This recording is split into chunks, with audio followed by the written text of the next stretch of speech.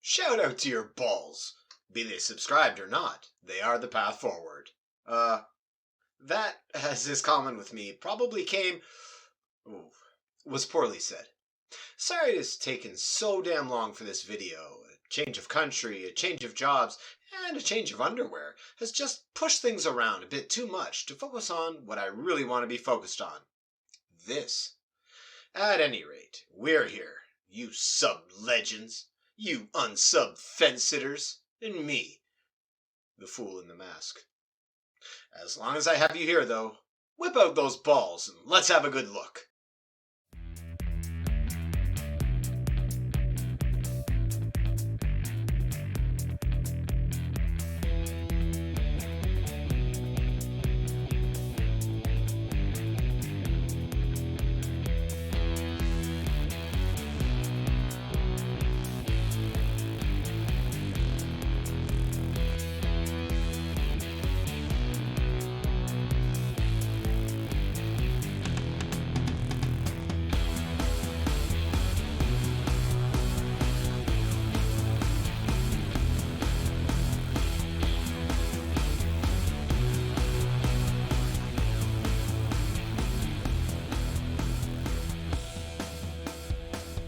Let's take a step back and see what I think is happening in order to see why we should be focused on each other's balls instead.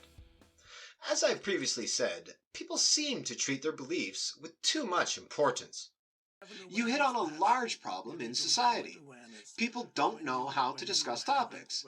They personally identify, or something, with their beliefs, treating their beliefs like parts of their person. Beliefs are much more like clothing. We can change them, repair them, and toss them when they are useless. Instead, people get defensive, and indeed sometimes offensive, when their beliefs are called into question.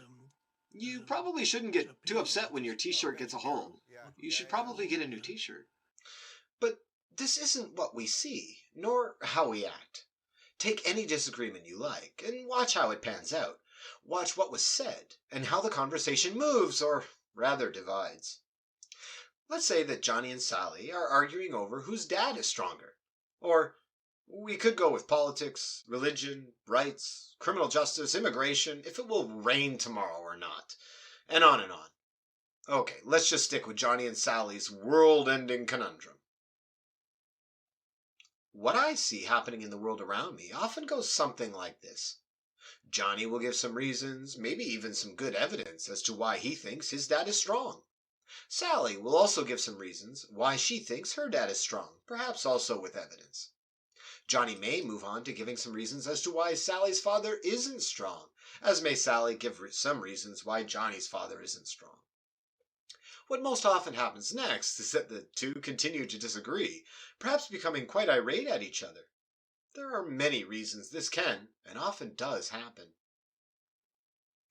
Despite my obvious attraction to droning on, we will only look at potentially the worst offender. The problem I want to point to is that Johnny's trying to prove he is correct. He's trying to convince Sally. He's giving reasons he thinks shows that his father is stronger, and reasons why he thinks Sally's father is weaker. Sally, too, is trying to win. She wants Johnny to concede that her father is in fact the stronger of the two. When we focus on convincing the other, we are very prone to making faulty arguments. But why should the focus be on convincing the other? Is this really what we're looking for? Is this the actual goal? Despite what idiots who try to take your money by promising to teach you how to control the situation may say, I claim that we aren't looking to win. We aren't simply driven by ego and hubris. What we are looking for is truth. When we understand how to prevent getting wet in the rain, we reduce the amount of times we get wet in the rain, if that indeed is your goal. When we understand that Thor does not cause lightning, we can protect our houses with lightning rods. When we know how to fix a car, we don't have to pay an exorbitant fee. When we know how to put the seat down, we don't fall into the toilet as often. Just saying. The point is that believing things that are true is helpful in many areas. Of course, as well, believing things that are untrue can sometimes be deadly. Maybe one thinks they can fly. that the Earth is flat, that radiation isn't a thing, or that this isn't the best new channel in 5,000 years. Sorry about that. I blame the mask.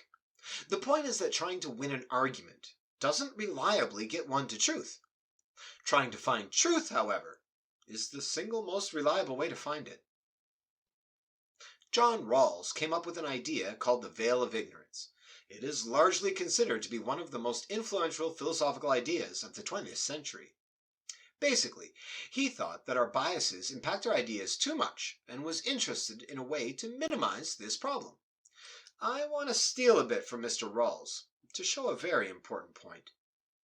Imagine an island, a beautiful large island in the middle of the ocean.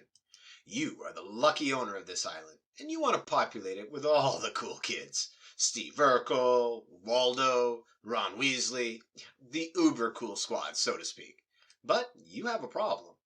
How will your island work? What will the schools be like? How will the government run? Where will you build roads? Starbucks?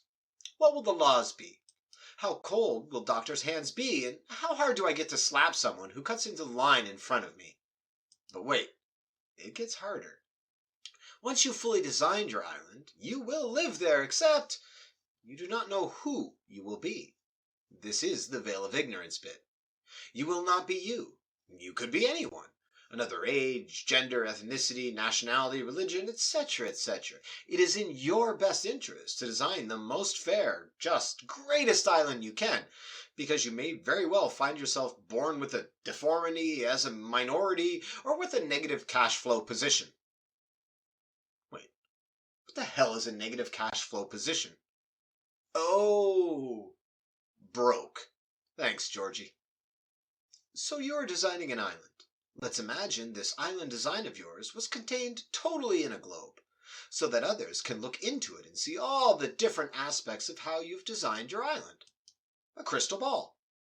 A ball. You can show me your ball, and lo and behold, I'm also trying to design a society, so I too have a ball. It is obvious that it is in each of our best interests to have the best ball. After all, we're both trying to design the best island, and neither of us know who we will be. I want to take a good look at how you do education. If it is better than my method, I would certainly take your method to replace mine. You too would want to look at my ball in order to see if there are any good ideas you could incorporate on your island. There would be very little point in me trying to convince you. I want the best system, as do you. Basically, what we have here is two people both attempting to find truth. No one is trying to convince the other, nor win. The only winning that happens is after we've made all of our decisions and done all of the ball comparisons we want to, and we both find that the island we live on is pretty damn good. Let's get back to Johnny and Sally. Remember, they're trying to be right, each trying to convince the other of their own positions. What those two really need are balls. If they were interested in truth, finding the stronger father, they would be more interested in what each other were thinking, rather than proving themselves correct. If, when looking at balls, I find policing system that is better than the one I had designed or previously found, I should take this new idea for use on my island. If my concern is to convince others of my ideas and not listen to the ideas of others, well, not only will my balls go unappreciated, but my island will suffer as well. What if we weren't designing an island where we didn't know who we would be? What if instead we were trying to make our way through this life not knowing what tomorrow will bring? Would you like to be best prepared? Or would you prefer false beliefs to guide you? I can't believe I have to say this out loud, but truth is important. Truth is not subjective. Those are called beliefs. There's this little thing, probably not super important. You've probably heard of it. It's called reality. It's what we subjectively experience every day. Yes, hard solipsism, sure. Hey, bud, you ever seen The Matrix? Yes, I'm aware that we can't, at least yet, get past these and other problems, but we do have a choice. We can play with the cards that we're dealt, or we can pretend we're dealt different cards. It isn't so hard, really. When you stop thinking you're right all the time, you open yourself up to learning. When you start learning, you open yourself up to new, better ideas. If we all did that, we would live in a much better society. I guess I can sum it all up by saying, I want to see your balls, and I want to show you mine. I think that by looking at each other's with the goal of finding truth in every case, instead of smashing them up against each other's face, well, I think that that is a great place to start on a journey forwards. I don't win arguments, and you don't win arguments. One of two things happens. We both lose, or truth wins. If truth winning is something that you're interested in, I think we would all benefit greatly from you and everyone going out and showing as many people as you can your